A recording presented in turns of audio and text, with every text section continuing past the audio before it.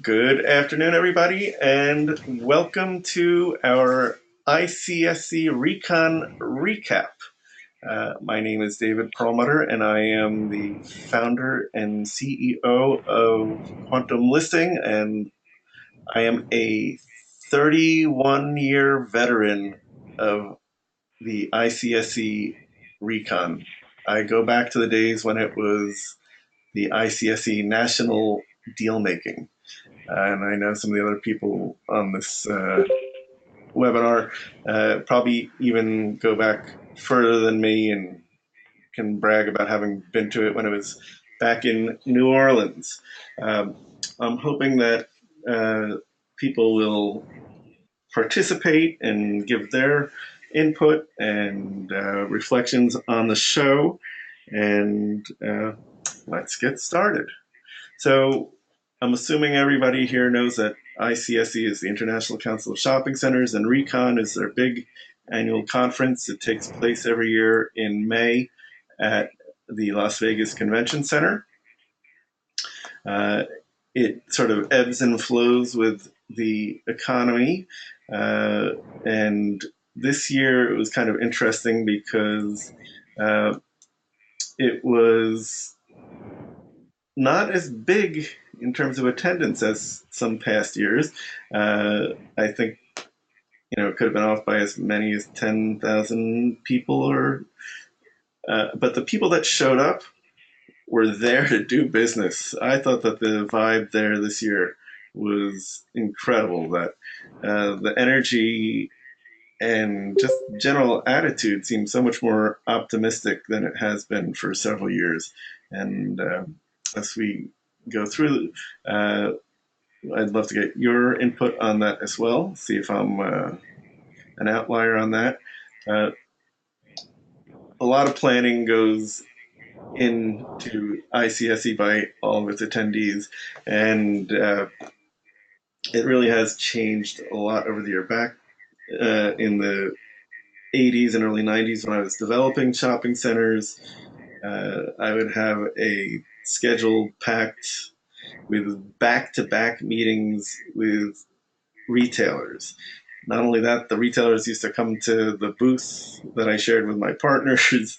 That doesn't really happen that much anymore. There's still retailers, but it's lots of brokers and other service oriented people too. And you really have to go hunting for those retailers, and good luck getting an appointment with them.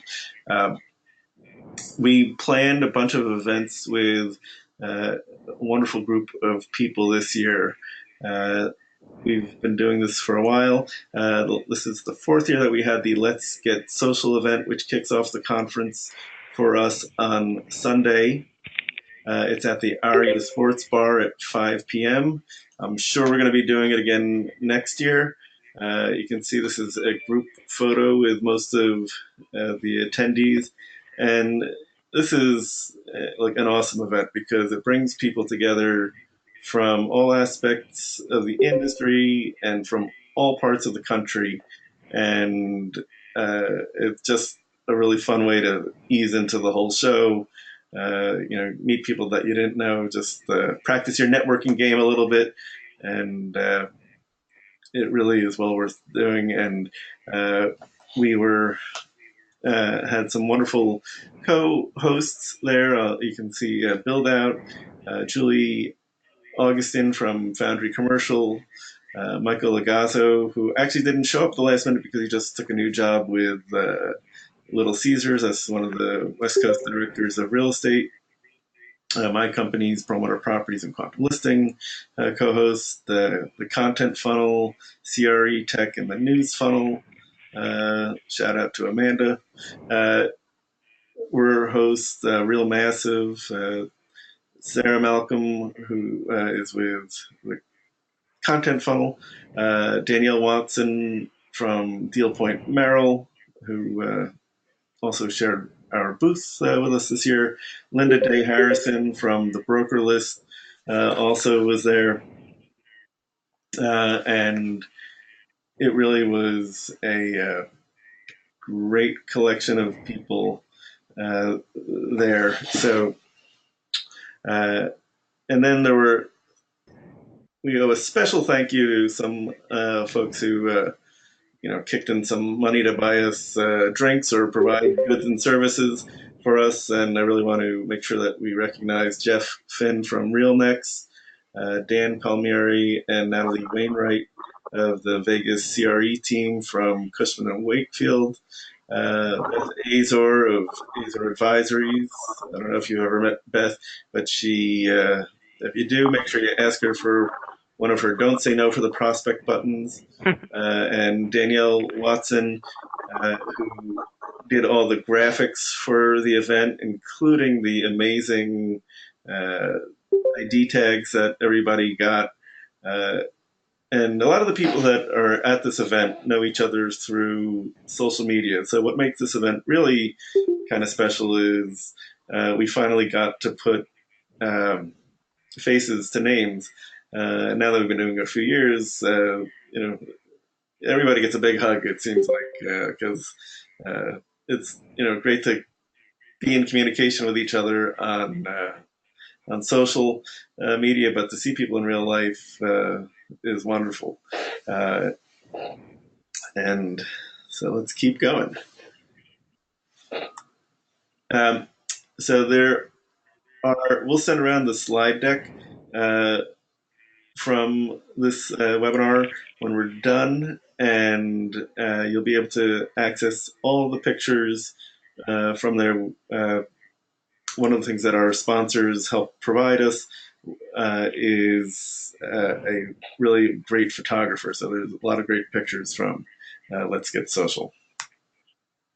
And one other thing, we weren't able to put it here in this deck, but you have to check out on Twitter Melissa Swader's really great little recap video from this. And you can follow her on Twitter at AZPR Ninja. AZ like Arizona, Public Relations Ninja. So that was Sunday. And then on Monday at our booth, this is what it looked like before everybody arrived. And we had a really neat thing where we had a bunch of different companies sharing the booth. On Monday, we had the folks from the content funnel doing live podcasts from the booth. Members of the broker list and quantum listing were invited to come and have meetings in our booth as well. And it really was, like a real hub of activity, really lively. We conducted a survey or a little poll in our booth as a way of getting conversations started and to get people to give us their contact information. And it was about whether people were optimistic about the shopping center industry, and the overwhelming majority this time was very much optimistic, which I think differentiates a little bit from past years. And we've got some special guests who hopefully will share some of their insights in a little bit about that. But I think the real gist is that everybody has now come to, like it or not, accept the impact of the internet and online shopping on the retail industry, and being a very smart, well financed, determined industry. I think that we've decided that we're going to work with the internet and uh, instead of trying to fight it. And that's going to make for better shopping centers. Uh, we may need to find a different name for shopping centers, but I think it really is going to make for an experience that reflects who we are today as a society, rather than something that is ossified and doesn't change with the times, because staying the same is not an option. Right here, I see Mike Lynn is actually on the call. Mike, I'm going to invite you to unmute yourself if you are able to. And Mike, I got to know a few years ago in uh, via quantum listing, and he's a terrific young broker from the Inland Empire in California. And let's see, Mark, I'm going to send you an unmute request. And he has done some really uh, interesting stuff with video. So, and you'll see it in his listings where he does these incredible video compilations, and he did these great video recaps as well. So, Mike, are you able to talk now? Sure. All Hi. right. Hi, David. Hi, Hi. everyone. Well, thanks for putting the slide up. You had a really good show, and I've recently been learning about using video to market my listings, to market myself, and I thought it would be fun to make a couple videos while at the show. So I made a recap after the first day. After the second day, I'm working on a recap of the entire show. So I just kind of capture things on just my iPhone throughout the day as I went along. So a lot of activity in the Retail Brokers Network booth. That's where my company, Progressive Real Estate Partners, has a table. And on the right, that's me and Takeru Kobayashi, the hot dog eating champ. Festival Companies always has a hot dog guy in their show every year, and I've seen Kobayashi compete in New York a couple times. So he's one of my heroes. So I got a picture with him, and actually, I got a video of him, and just kind of spliced all these videos together. I try to keep it short, 1 to 2 minutes, just recapping the show, and got a lot of positive feedback from it. I posted it on LinkedIn, on Twitter, on my business Facebook page, and on YouTube, just to let people who can't be at the show, or even people who are at the show, to see it from what I did that day. Huh. And the editing, did you do on your iPhone as well, or was that done on a computer? I did the editing on a computer. Yeah, okay. Yeah, well, they really were great and fun to watch. So good job with that. So Thank what you. were your overall impressions of the show? I know this is your at least your third time here now. Sure, yeah, I think it's my fifth year there, but yeah, good show. I have the same feeling that you thought fewer people this year. So you can see it there. I actually looked up the number on Monday night. It was 30,198. I think last year was closer to 37 or 38,000, but still a lot of people there looking to make deals, and a lot of talk about the digitally native brands, the companies that were just selling online or opening shops in physical locations as well. So and also a lot of talk of the traditional retailers setting up to compete with e-commerce with their buy online and pick up in the store type model as well. So a lot of talk about how retail is evolving to meet current consumers' needs. Yeah, I think that's a great point, and there was definitely a lot of talk about how there's a great synergy between the online and physical retail that they don't need to work against each other. They work much better when they work together. When uh, I think there were, you know, I heard some statistics about how when there are physical stores in addition to an online store, uh, the online sales increase in the markets where they're the physical stores. So they really, whether it's a billboard effect or something else. I'm not entirely sure, and I don't know anybody really entirely knows now. But you know, online and physical retail, bricks and clicks can be friends.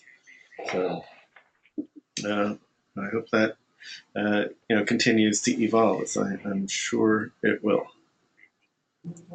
Uh, all right, let's. Thank you, Mike. I really appreciate that. So I didn't go. I was invited to this, but one of the great things about RECon are the parties, and there's the expression that Macy tell Gimbals.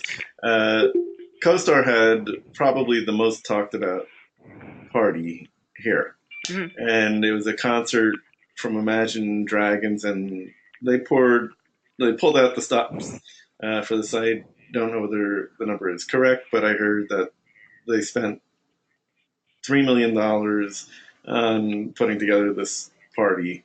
I received an invitation in the mail, which was like over the top, where you'd open up a box and then you'd open up what was inside the box, and then a video started playing, uh, of one of the Imagine Dragon songs, and uh, I heard the show was great, a lot of fun. Anybody here on the uh, webinar able to add a little color to that?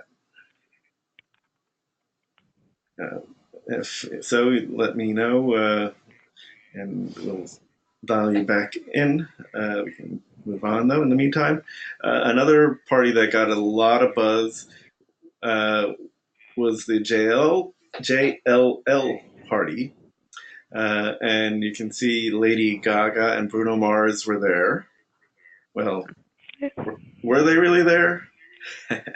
uh, I believe they were Bruno Mars and Lady Gaga impersonators, but they were apparently incredibly realistic and uh, believable. In fact, I got a text from somebody saying, "Oh my God, Lady Gaga is performing at the JLL party." That's how convincing it was. And she does have a residency in Las Vegas, so it wasn't implausible that she would have been there, but uh, it would have, I'm sure, been a very expensive uh, thing to get Lady Gaga to actually perform If there. you stick around at the end of this webinar, we'll show you a video from it. And actually, the picture on the left, you can kind of tell it's not her, but in the video, you would have no idea unless someone told you that it was an impersonator. So stick around. Yeah.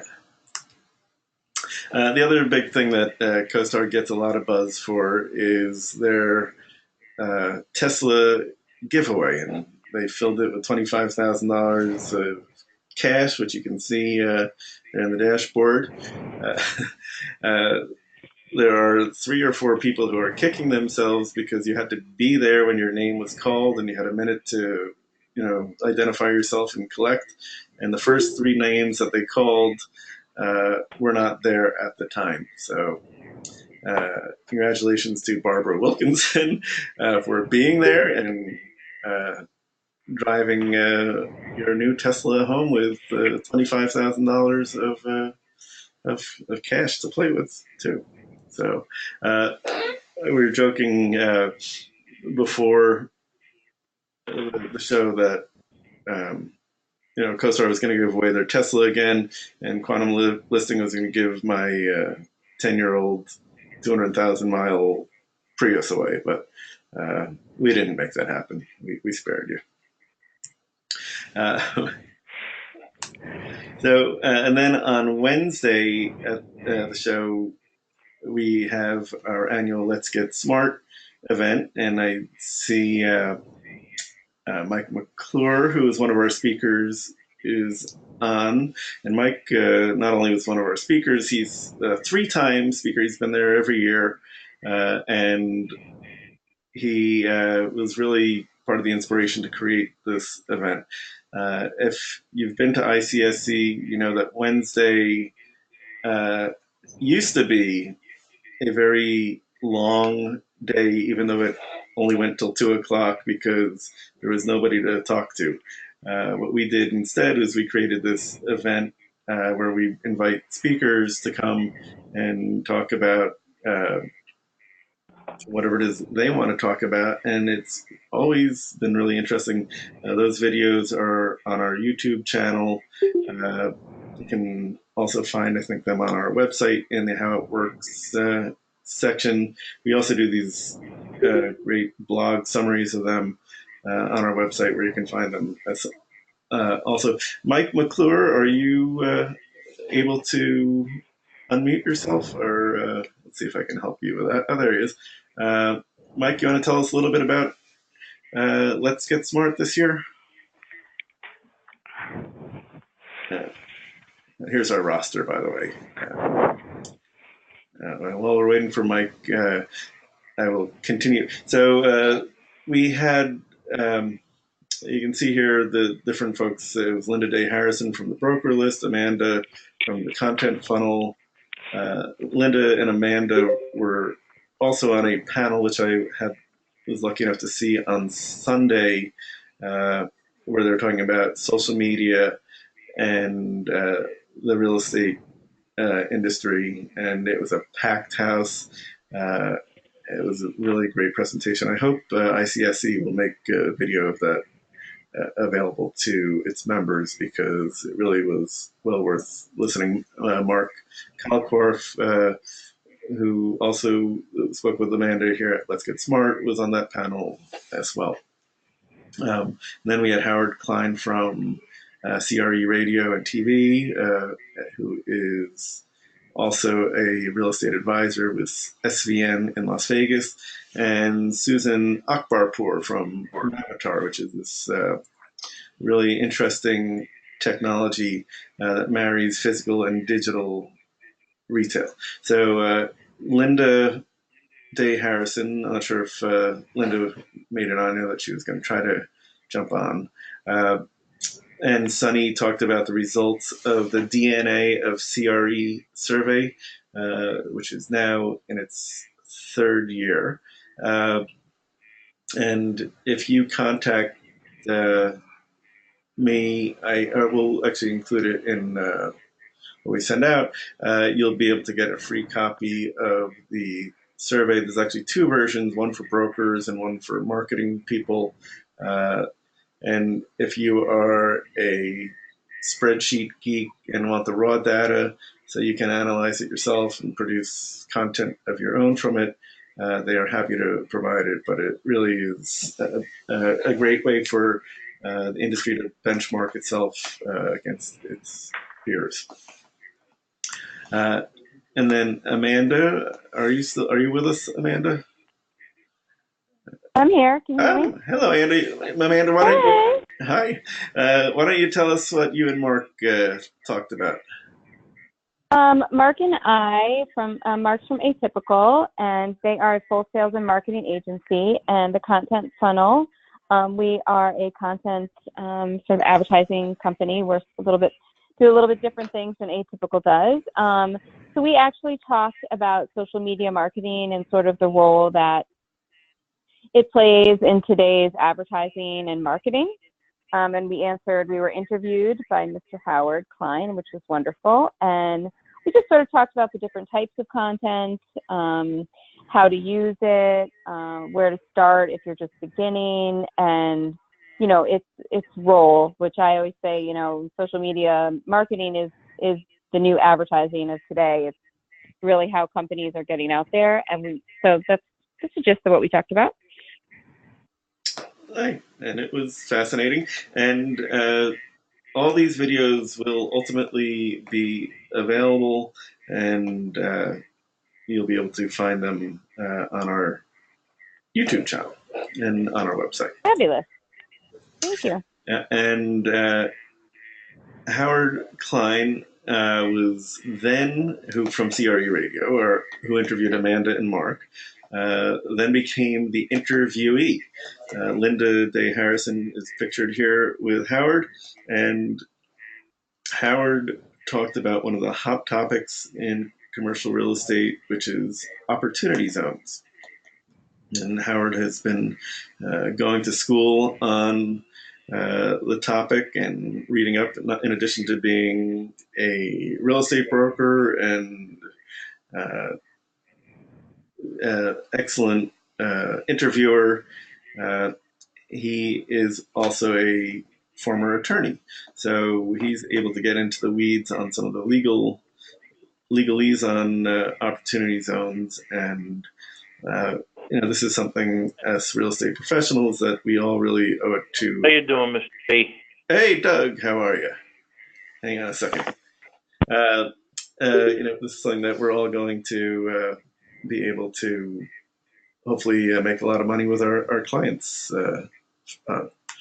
And then Mike McClure, who we mentioned before, you know, talked about his observations on the industry and RECon.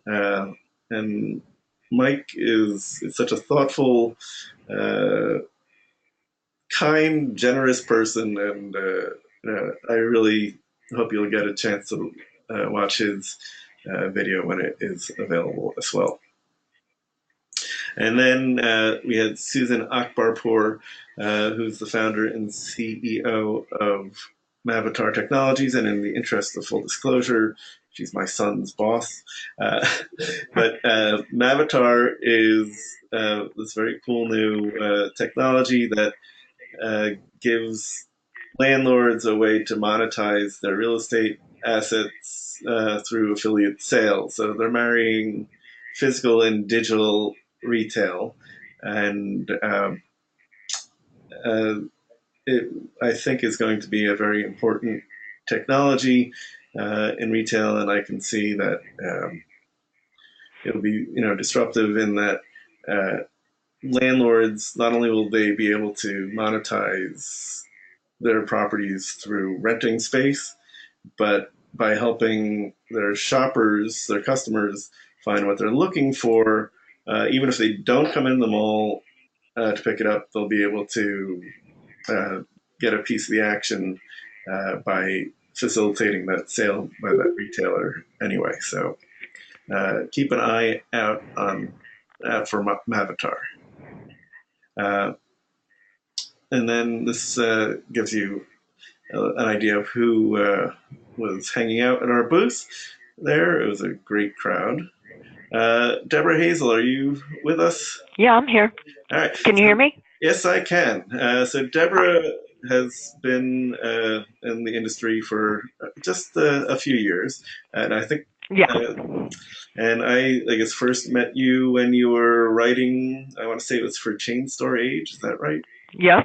Yeah. Right. Yeah. And then I moved on to ICSC, and then I've been on my own. Yeah. So tell us. I mean, you've got the journalist's eye, and you're a specialist in communications. Tell us about what you picked up on at ICSC this year. Well, I think as Mike said, the traffic seemed down. I think that is to some degree, but not completely, the fact that all of the major mall companies were elsewhere and have formed a shadow convention of their own. I went over to Caesars at one point on Tuesday, and it was pretty busy there. So when you have, Simon, Brookfield, Westfield, et cetera, elsewhere, it does sort of cut down on the amount of traffic, if not the number of overall attendees all that much. And I think that's something that the organization really has to address, my former employers has to address at some point. But I think, yes, the mood was very good. I think people have now realized that, the sky isn't falling, the sky just has to change color.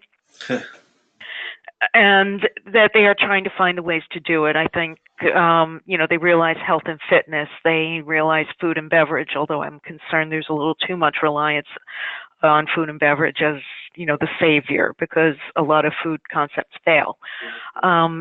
Their deals, from what I'm being told, are now shorter term. They want more turnover in a way because it keeps the properties exciting. Something is always new and different. When I first joined the ICSC, and we're talking more than 20 years ago now, somebody made a joke to me that the organization would have to change its name to the International Council of Shopping Places as opposed to shopping centers, and I think that is finally becoming true. So it's all about establishing, and it's all about mixed use. And full disclosure, I wrote ICSC's book that's now 10 years old on mixed use development. So, you can go back and look and see if I'm right about anything. But now people want to add new and different uses. And they're now starting to figure out that they have to figure out which ones are right. You're not necessarily going to take a vacant Lord & Taylor or a long closed Kmart or Sears and just slap a hotel there, for example. If nothing else, the engineering might not let you do it, even if it would be right. So they are getting more strategic about it. And honestly, even though there were store closures announced during and right after the show, the ones that are announcing that they're closing aren't any great surprise. So it's a matter of not just learning to love and embrace the internet. The internet is a substitute for catalogs, really, that people were talking about 25 years ago. They are now figuring out how to make maximum use and maximum value for these very expensive pieces of real estate. And so it's exploring what works and kind of hedging your bets to see what's going to work and make the deals profitable for both. I've heard conflicting reports on whether or not there's now a new sense of camaraderie. They're all in this together. I'd love to hear what other people think. And there's more of a focus on technology. They are now realizing that they have to embrace technology in order to maximize the value, to maximize their efficiency. It was great to see that innovation pavilion. I was working with a couple of technology developers there, and now people are realizing they have to make the investment. And they're just educating themselves to see what works. Did you see any technology in particular that you found really exciting? Well, I'm biased up for a couple of clients, so we will. I think it's anything that helps them take information and turn it into knowledge, because we're all buried in big data. We've got more numbers and facts and figures. I have to say I didn't look as closely, but I think at some of them, because I was walking around with my own clients, to be honest. But stuff that will help you analyze the consumer. One of my clients is doing that. I saw a couple of others. I'm working with Point Inside. Placer is doing something along those lines as well. You have to, it's not just robots. They look cute, but that's not really what's going to help you. I think it's taking what's already there. I'm hearing about beacons that will let you know where people go. It's trying to use the data to understand what's going on so you can optimize positioning, marketing, a whole bunch of other factors that make the property successful. Because you can't go by gut instinct anymore like this industry did for so many years. I think that is those are words of wisdom. Thank you. Before the show started, I ran into Jim Sylvia, who used to be the head of real estate for Stop and Shop, and he was telling me about this one of his clients, and they have this technology that really I found fascinating and so promising for shopping centers, in that this technology is going to help keep supermarkets relevant. And it's a technology that say you have a 50,000 square foot supermarket, you'll take 10,000 square feet, either from the side or the back room, and create a micro fulfillment center for online orders. Yeah. So, and he was telling me that it used to take 45 or 50 minutes for people to pick those Peapod orders or things like that. Mm-hmm. And this technology, which uses little robotic bins to come to the pickers instead of the pickers having to go walk the whole store, takes that 45-minute process and condenses it down to about 5 minutes. So just the fact that a single person can do 9 times the amount of order fulfillment really, to me, tells me that there's a very viable way to solve that last mile problem that everybody talks about, whether it's Amazon or anybody else, by having the supermarket that's already in your shopping center become a really viable fulfillment center for those online orders too. And whether it's somebody's coming to pick that up or it's being delivered, it's creating another reason to have a physical asset in your community. So to me, that was really exciting, especially coming from a family that was in the supermarket business back in the dark ages. You're never going to not need a supermarket. There was an interesting article, and I wish I could remember where it ran, that talked about the reason for that after the show, that ran about Aldi and Lidl's success tends to come from the fact that it limits choice. People get overwhelmed. I mean, I really don't need to look at 50 types of coffee when I go to the supermarket. And that helps. I mean, I do want a human being to pick my produce if I'm getting it fulfilled, but that's me. But you're never not going to need the last minute whatever, or people who want to pick their own meat, produce, whatever. But yeah, whatever makes it more efficient in such a low margin industry, yeah, you need it just for survival. Yeah. So I think, thank you for sharing your observations. Hopefully, you can stick around a little bit longer. And Absolutely. Excellent. So, Doug Balduini, are you still with us, Doug? We may have.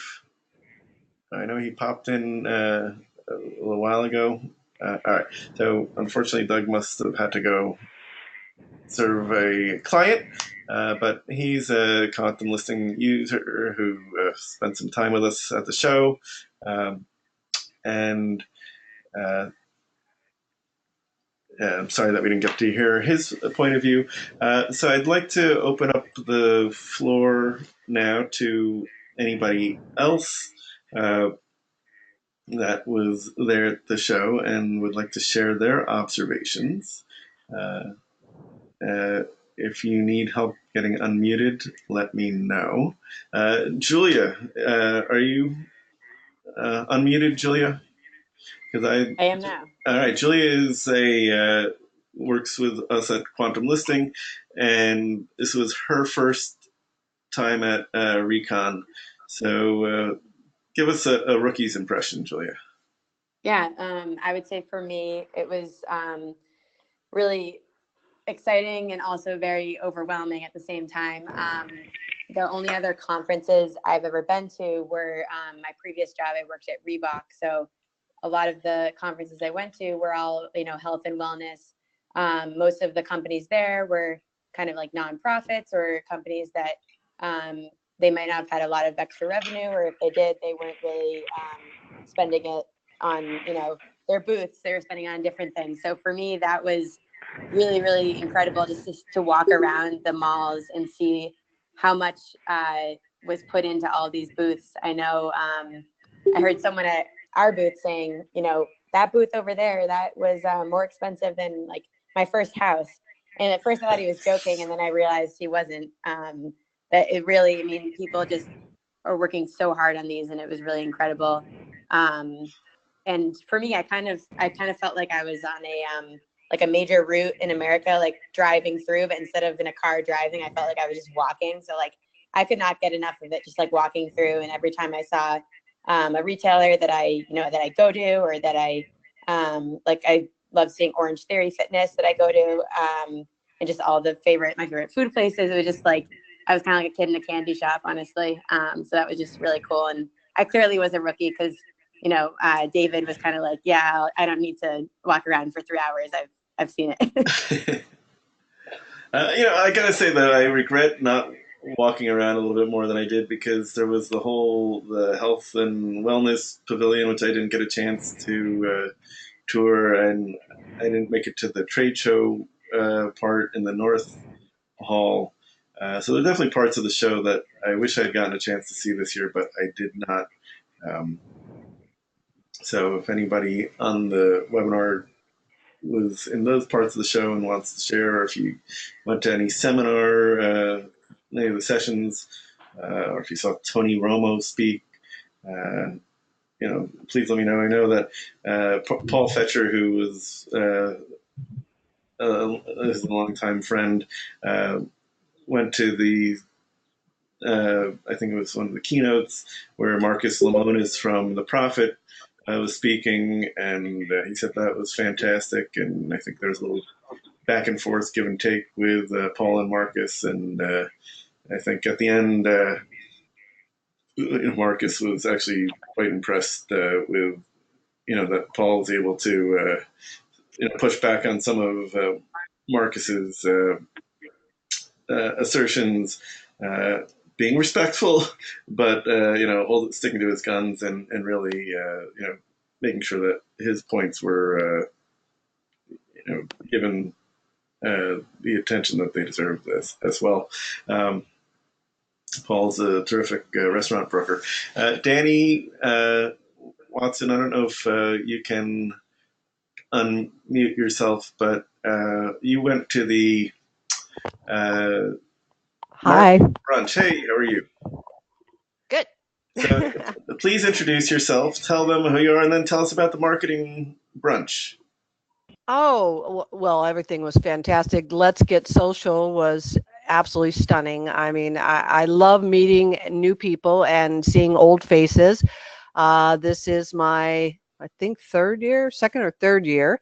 And the brunch, of course, we didn't get as many people as we'd like to, but we always have a good time. I learned a lot, and I continue to learn a lot in this industry because I'm also new to commercial real estate. I've only been involved in the marketing aspect for approximately 5 years. Before that, the owner that I work for, David Frank of Deal Point Merrill, we also were and continue to be a property management company, which originally was under Newmark Merrill and the Merrill Group of Companies. And now he and Sterling McGregor, who is the president, have formed Deal Point Merrill. And our format, of course, is primarily self-storage, purchasing large shopping centers, and we are now building a multifamily of 380 apartments, uh, demolishing an old Sears building inside a mall and building a new community and taking over pretty much 3/4 of the mall. Wow. Yeah. So That's we were happy to be there. Well, David loved it. Yeah. David came back and told me he really much appreciated all the camaraderie, and thank you for the kudos about me. That was nice. Hi, you guys. It's Linda. My whole thing is meeting people, and I wish it was more than once a year. Yeah, me too. I do too. Yeah, so Linda is Linda Day Harrison from the Broker List, and Linda, tell us a little bit about the Broker List and what your impressions of RECon were this year. Well, I thought it was, for me, it's wonderful. I think it's just absolutely exhausting. I think, I mean, I just can't believe how many days it takes you to recover after that conference. Yeah. I mean, my feet were so sore, and I didn't even walk a lot. I wasn't even like Julia walking around. I mean, I felt like just a little bit that I did was a lot. But I love meeting the people. I love new people that I've never met before. And of course, you know, our little gatherings that we did, the Let's Get Smart, I thought was fantastic. I love it. I wish more people would come. I think that's disappointing, but I think it's the same with the brunch. You know, it's hard. You know, you're competing with this massive conference. You can't expect people to leave the conference. That's why they're there. So it's hard. And Let's Get Social, we've got a good group. I just wish we could get more people, but but again, it's hard. Yeah. Well, I think that's an interesting point. I mean, Wednesday at ICSC, has been a travel day, and it's gotten since I think companies are much more budget conscious than they were 15, 20 years ago. I think that the attendance Wednesday has dropped off a lot, and we started Let's Get Smart because there are a lot of us that spend a lot of money to be there at that show, and we want every second of it to be productive. And I really hope that ICSC will work on things to make Wednesday a better day than it is. I think they're just off the top of my head, I think encouraging other people to have speakers in their booths right is one thing that they could do. I mean, whether it's whether you're putting butts in chairs and listening to them, or just creating content because you have all these people together, really brilliant, insightful people together to we dine out on the content that we create on Wednesday, for a couple of months after RECon. Why not have it be like South by Southwest, where there's events happening all over the place in the hall on Wednesday? Another thing they could do is they could have a sliding scale admission rate, so that if you come on Monday, it's full Wednesday, price. right, If you come on Tuesday, it's a little bit less, and if you come on Wednesday, it's either really cheap right, or free. I mean, right. I know. Yeah.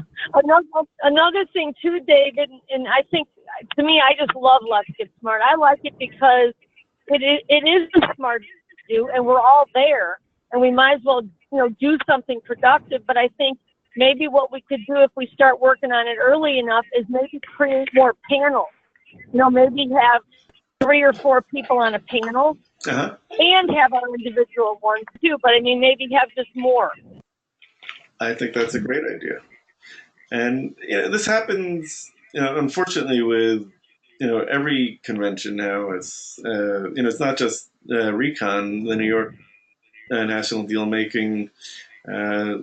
Gets very thin as the day and a half, or so wears on. Also, and I really do think that there are things that, with ICSC's support, its membership can make these into a much more productive thing. Believe me, I know ICSC has a lot on their plate.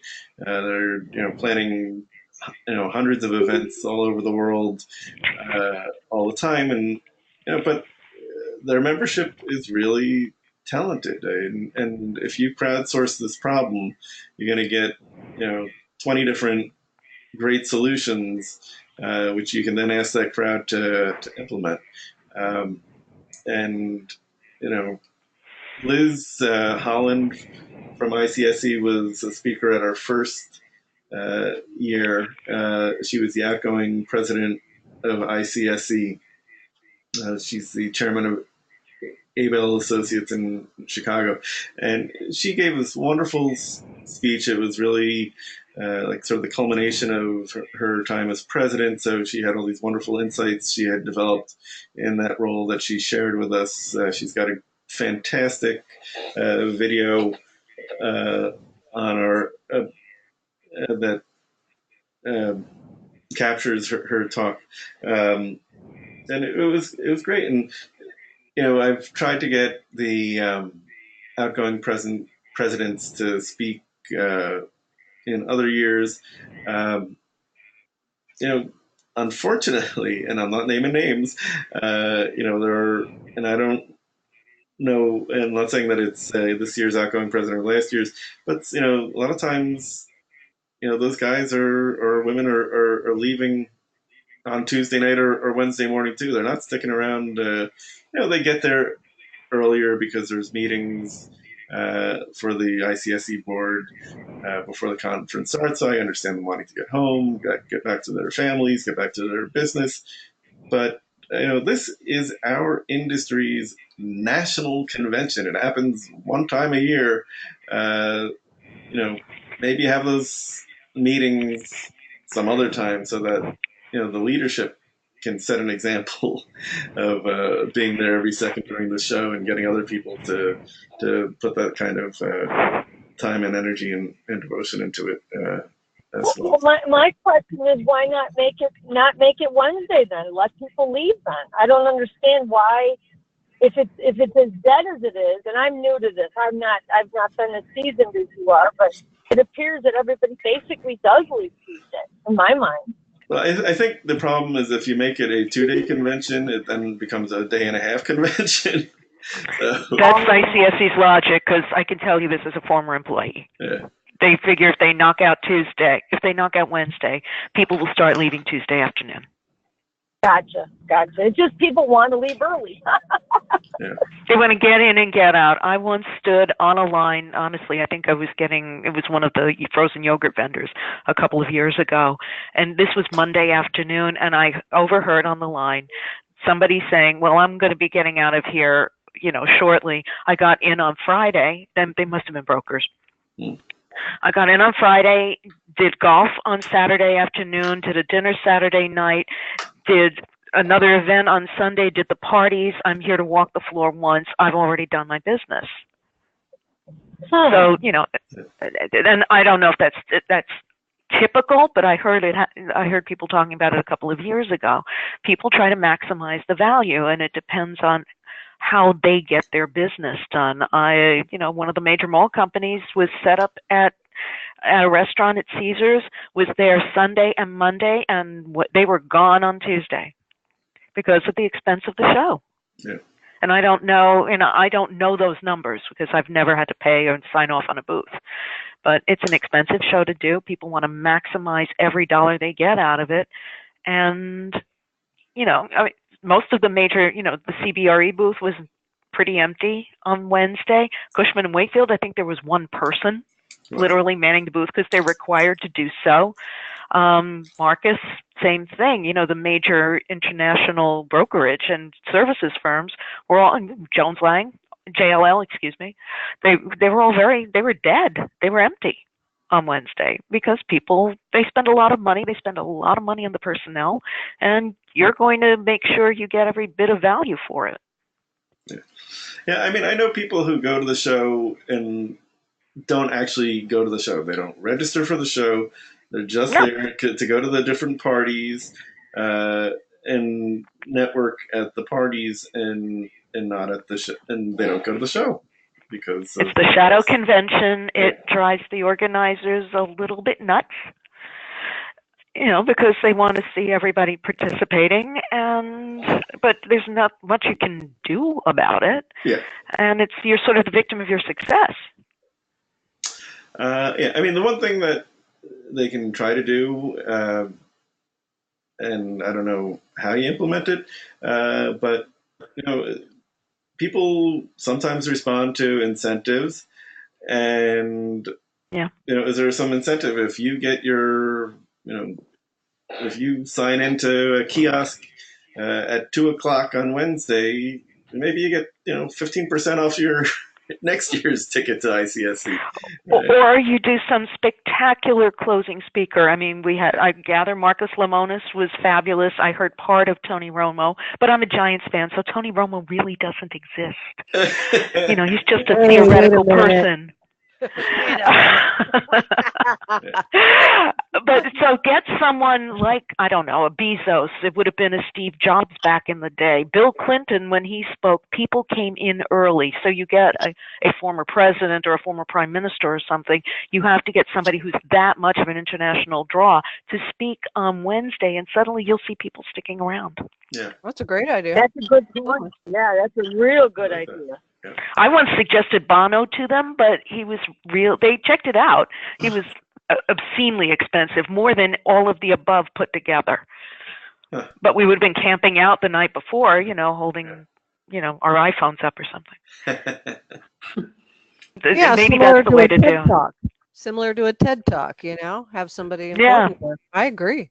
Somebody really, really, not that the other two gentlemen weren't wonderful. They were. From the one I heard and the one I didn't, I've heard great things, but it has to be some, global figure in order to get someone to close it out. I'm someone you would get in Davos. They only had 2. Last year they had 3. They had Barbara. Oh wait, Julie from WeWork. Forgive me. Wasn't she the other keynote speaker? Julie Rice, I believe. I didn't hear. I didn't get to any of the. I only got to one keynote. Or maybe something like that. Yeah, you need a global world leader type. Mm-hmm. Prince Harry, somebody like that. You know what I mean? No, then you donate a ton of money to whatever charity they support, but you get people to stay. Yeah. I think that's a brilliant idea. I really like that a lot. So is that something that everybody brings to ICSC and coordinates with them? How does that work? Well, they send the surveys. I don't think they don't listen, especially since they have a new person there whose pretty much goal was to reinvent RECon. They hired someone who comes from a different industry even. So I believe it's a woman. I don't know her. She would be open to suggestions. That's kind of what she's there for. Yeah. I noticed the social media was lacking this year at ICSC, though. The last 3-4 years, it was just buzzing like crazy and lots of photographs and people doing a lot more video. It seems like just our commercial real estate group and our Twitter. I mean, we did some, but this year was lacking, I think. Yeah, I mean, Phillips Edison always, Sherry Lynn is one of the great influencers in the business, and yeah, she was very busy and her team was doing stuff, but yeah, it wasn't as buzzy. No, I don't think so. Well, the good spin on that is that people were too busy making deals, but maybe not. Yeah. The Like, it's a great event, and any great yeah. event can be made even better. And I hope that they're not just. I'm gratified to hear that they've hired somebody to try to reinvent Recon, because just like shopping centers are changing to reflect society, the shopping center industry needs to change to reflect the shopping center industry. It's our trade show needs to change to reflect who we are today. Um, so hopefully, I'll be sure to send this to video to all the board members of ICSC, and maybe some of them will watch that, or we get Julia to do a recap for our blog next week on this, and we can send that for those who don't have an hour to spend. But these are great thoughts on how to make it better. Look, I owe so much in my own career to our industry organization. I've met so many people. Being there, putting faces to names, undoubtedly makes those phone calls and emails get a better reception. If you have the capacity to be at Recon and you're in this industry, you really need to do it, because otherwise you're putting yourself at a disadvantage. The local shows are terrific, but one of the great things about being at a place like that convention center on those 2.5 days is you get to meet the people you don't know and that you didn't know you knew, that you didn't know you didn't know because you didn't know they existed. And that's how you grow as a professional, is by meeting people, listening to what they have to say, and expanding your network. So, it's been 31 consecutive years. I'm going to go every other year that I can. Yep. I'm sure I have 3 college graduations coming up in the next few years. I may have to miss it for one of those, but I sure hope not. This was the first year Deal Point Merrill was more involved than we have been. We did some very large booths years ago when we were doing a lot more land development and shopping centers. And now this year was the first year that we were part of the booth and everybody. And like I said, the owner David Frank appreciated it very much, and he said that it was an excellent. For him, it was an excellent convention. Yeah, no, it was, and having all these different companies participate in our booth, which I would encourage other companies to do, because it's a great way of mitigating the cost. It was fantastic, because David and Justin and I can't remember, Spencer is. What's the third guy from Deal Point? Jason? No, Jason. The other guy.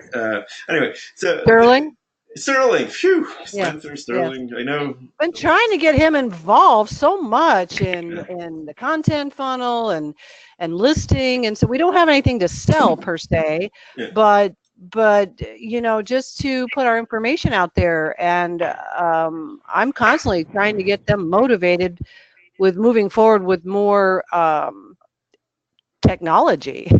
It's been a little difficult, to say the least. Yeah, but what was so great was that they all brought in people to the booth, and there was this wonderful openness, and everybody got to meet everybody else's invitees, and I felt like I met more people this year than I've met in 10 years. So Well, that's good. there's lots of great creative ways that you can make this into more than you ever thought it was. Uh, and in some ways, it was easier for me because I didn't have to make as many appointments because I knew that the folks that we were sharing the booth with were going to be bringing people in also, and I wanted to be able to make myself available to meet them. And it worked out absolutely great. So it was such an energizing show for me this year. So Oh, awesome. it is 4 o'clock now, and I'm going to end the recording. I want to thank everybody who participated today in this. Deborah and Amanda and Mike and Doug, and I also want to thank Julia and Andres for their help in preparing for today. And keep your eye on your email for the replay. Share it with your friends. Keep your eye on our blog for the summary and share that with friends. And thank you, everybody, and look forward to seeing you all real soon. Thank you. Thanks, Thank everybody. you, David. Great. Bye. Thank you. Thank you. Bye. Bye-bye.